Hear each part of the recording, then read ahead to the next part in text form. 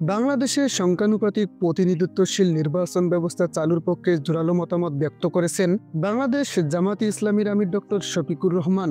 তিনি বলেন, জামাতে ইসলামী সংস্কার উদ্যোগকে স্বাগত জানায়। ইতিমধ্যে বিভিন্ন পরামর্শ ও সুপারিশ দিয়েছে। জামাত বিশ্বাস করে এই ব্যবস্থায় জনগণের মতামত সঠিকভাবে প্রতিফলিত হবে এবং ফ্যাসিবাদী শাসন পুনরায় ফিরে আসার পথ বন্ধ হবে। শনিবার রাজধানীর গুলশানের হোটেলে ঢাকায় বিদেশি কূটনীতিকদের জন্য আয়োজিত ইফতার মাহফিলে এসব কথা বলেন তিনি। কূটনীতিকদের উদ্দেশ্যে ডক্টর শফিকুর রহমান বলেন, আপনাদের অংশগ্রহণ আমাদের বন্ধুত্ব ও সংলাপের প্রতি অঙ্গীকারের প্রমাণ। আসুন পরস্পর সম্পর্ক আরও দৃঢ় করি এবং শান্তি, ন্যায় বিচার ও সাম্য এমন এক বিশ্ব গঠনের প্রতিশ্রুতি পূর্ণ ব্যক্ত করি। একই সঙ্গে জুলাই বিপ্লবের সব শহীদ ও নির্যাতিতদের স্মরণ করি। প্রতিষ্ঠান কাল থেকেই জামাতে ইসলামীর গণতান্ত্রিক প্রক্রিয়ার প্রতি প্রতিশ্রুতিবদ্ধ মন্তব্য করে দলের আমির বলেন, বাংলাদেশে গণতন্ত্র প্রতিষ্ঠা করা অত্যন্ত জরুরি, যাতে বিভিন্ন রাজনৈতিক শক্তির মধ্যে সহনশীলতা ও পারস্পরিক সম্প্রীতি বজায় থাকে। কিন্তু গত 15 বছরের দুঃশাসনে আওয়ামী সরকার জামাতকে দমন করার সব ধরনের অপচেষ্টা চালিয়েছে।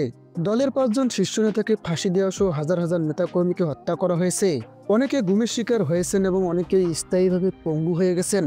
নিষ্ঠুরতার মধ্যেও জামাতে ইসলামী ও ইসলামী ছাত্র শিবির জুলাই বিপ্লবে ঐতিহাসিক ভূমিকা পালন করেছে দাবি করে শফিকুর রহমান বলেন, বিপ্লব পরবর্তী সময় আইন শৃঙ্খলা রক্ষা, ধর্মীয় উপাসনালয়গুলোর নিরাপত্তা এবং সাধারণ মানুষের জানমালের সুরক্ষা নিশ্চিত করতে সংগঠনের নেতাকর্মীরা গুরুত্বপূর্ণ অবদান রেখেছেন।